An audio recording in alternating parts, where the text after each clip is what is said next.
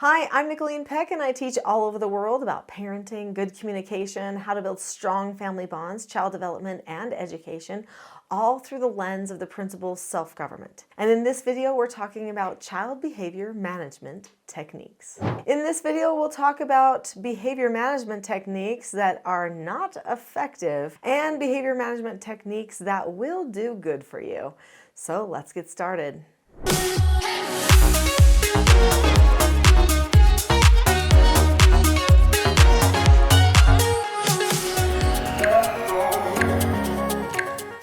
I've been around a lot of behaviors. So I've raised 4 children of my own. I'm also a grandmother now with 5.5 grandchildren. We've got 1 on the way. And I also have done therapeutic treatment care for troubled children who were neurodiverse, had trauma backgrounds, addictions, all kinds of things going on there. So there's a lot of behaviors. In fact, those high-level behavioral kids came to my home as a last resort. If they weren't going to succeed in my home, they might have to go to a wilderness camp or be institutionalized in a hospital type care. So I had a lot of pressure on me to make sure that I was able to give them the help that they needed.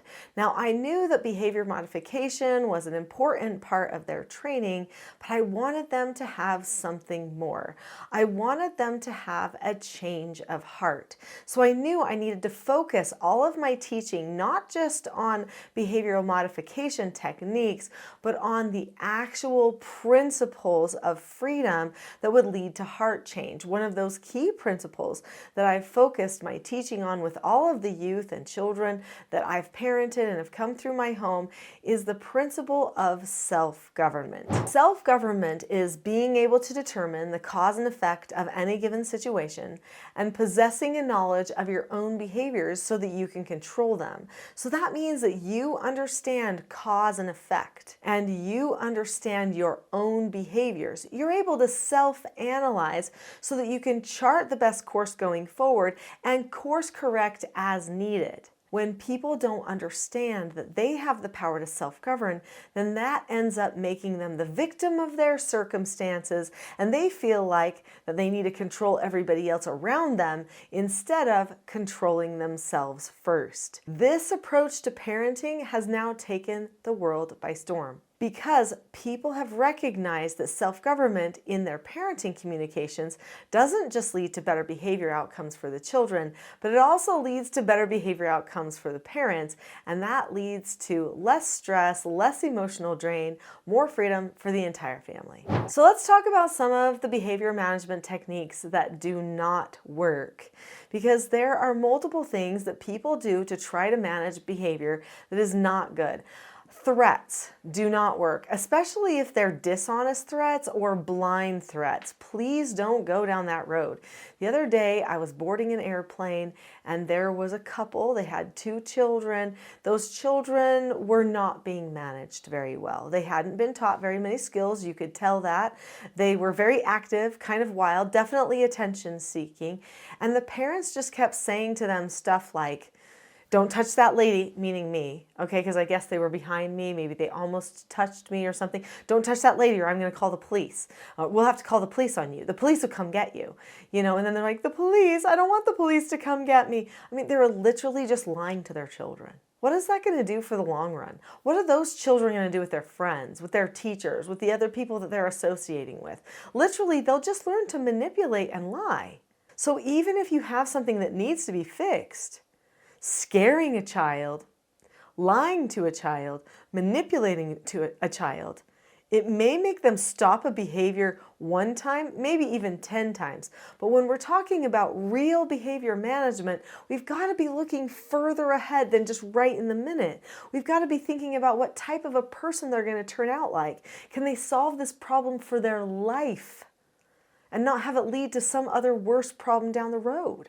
Hopefully the answer is yes, we can get there, that we can help them find what they need.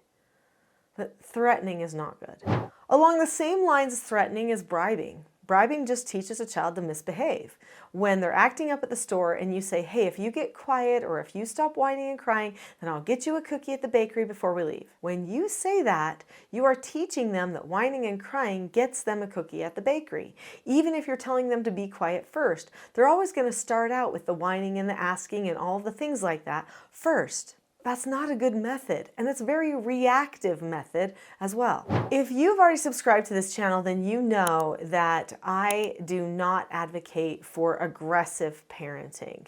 I also don't advocate for coddling in parenting. So neither one of those approaches is going to be good. When a child comes to you with their sadness and all of their feelings and stuff. Is it okay to talk about feelings? Yes, but we should get to calmness first. We should not try to solve a problem with someone that requires front brain work when they're in their mid or back brain.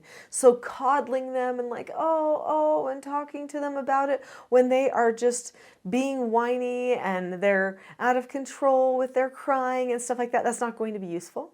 The same thing with arguing though. It's actually the same principle with arguing. You can kind of coddle an arguer by arguing back at them, power struggling with them.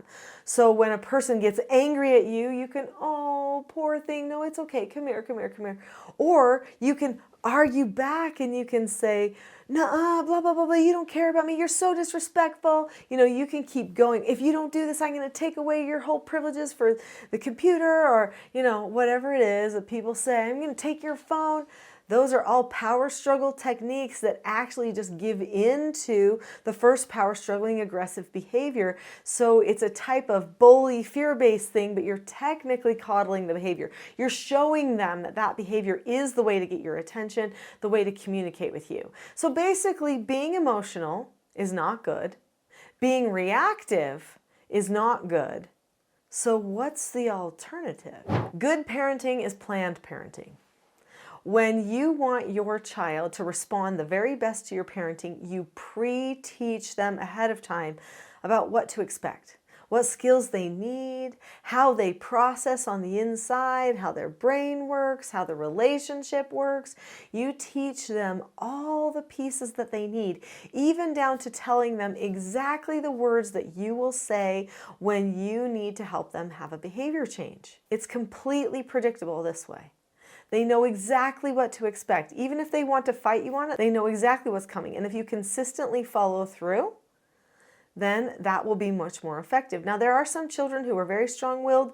They don't like to take any responsibility for themselves. At first, they could push back against the idea that now they're going to have to take responsibility because you pre-taught it and consistently follow through. But after a while, they'll realize that that method of pushing back harder isn't actually hurting anything. It's not making any changes that are for the better for them. In fact, if anything, they're battling themselves and they're losing. They're not battling the parents. So you have to frame the battle well. I don't actually like thinking about it as a battle at all, but if that's how it is in your mind, frame it differently. This isn't a battle between parent versus child. This is a battle between child versus child. Can the child control themselves? That's what self-government is all about. So let's talk about what behavior management approach does work, because I've seen it in action. So we've already talked about consistency, how important that is to be consistent. Whatever approach you are taking, make sure you're consistent, make sure you're pre-planned, you've pre-taught everything ahead of time, and you base it not just on philosophies, but on skills. That's where a lot of programs fall short, is they'll tell you, well, be understanding, well, listen carefully, or something to them, but they don't tell you exactly how to solve the problem in the moment. In fact, I made the same mistake when I first started teaching parenting. I never planned on being a parenting teacher. Now I've written 15 books and I have courses and all kinds of things because people asked for it. But initially, when people asked me to speak, I would just share with them the good principles of parenting. I would explain to them about consistency. I would explain to them about how you needed to teach children the skills ahead of time. Skills like following instructions. But then they would say, well, but how do you do that? And I would say, well, I don't want to tell you exactly what I say when I correct a problem. You know, you can pick for yourself. You can pick the consequence yourself, but this is just what I do. And they would say, well, could you please tell us more about what you do? Because we don't know another way. We're scripted already a certain way, and without another script, how are we going to change our habits? And suddenly I was like, oh, they're right. That is how you habit train yourself or anybody else. You take the problem area, you replace it with something else that will work, and suddenly the habit is not an issue anymore. So that's an important thing. So teaching self-government is a really great resource for you to help you learn how to not only train yourself with the scripts you need, but create a predictable environment that will decrease anxiety, increase bonding, increase taking responsibility, increase development and adult skill development that those children need. It will actually create a more united, cohesive family unit because everyone will feel more understood and like they have a say. And as an added bonus, you don't end up talking about behaviors all the time. I think that's probably the hardest thing about parenting, is that we feel like we spend so much time talking about behavior and it gets a little draining, maybe even annoying sometimes. But once you've pre-taught the behaviors, you consistently follow through, you have a method for how to do that, then you don't actually have to spend very much time talking about them anymore because everybody just knows and they follow through. And if they don't, you just follow through with the program, just like you said you would. And it's no big deal. We don't get emotionally attached to anything. We stay calm and then we move on. There is another video that I recommend after this video, all about child behavior classes and how to pick a good child behavior class. So go to child behavior classes next and get some more help.